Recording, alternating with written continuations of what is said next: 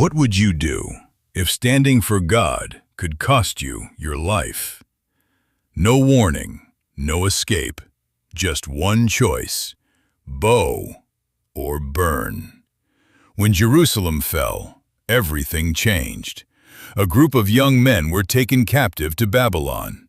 Among them, Daniel and his friends Shadrach, Meshach, and Abednego. They were taken from their homes, given new names, and surrounded by a culture that rejected everything they believed. Then the pressure began. The king, Nebuchadnezzar, offered them food from his royal table. It looked harmless, but it was a test.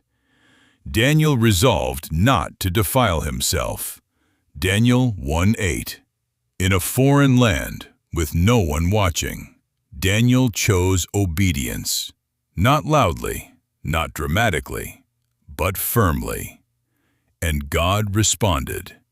To these 4 young men, God gave knowledge and understanding. Daniel 1:17. What they refused in private, God rewarded in public. Then came a crisis. A dream so terrifying it shook the king. He demanded the impossible. Tell me the dream and its meaning. No one could. Fear spread across the kingdom. Execution was ordered. But Daniel didn't panic. He prayed. He reveals deep and hidden things. Daniel 2:22.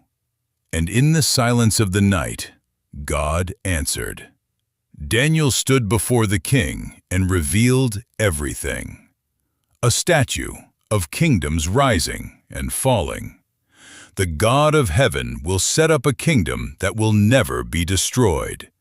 Daniel 2:44.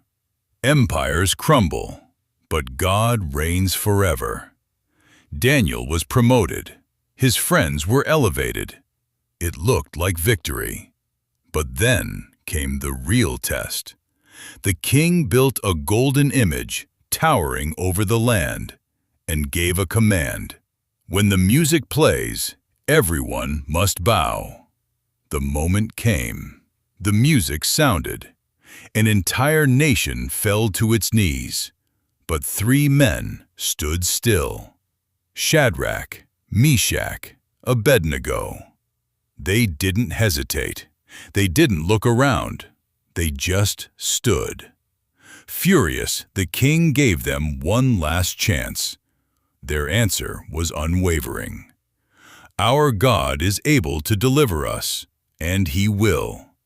But even if He does not, we will not serve your gods.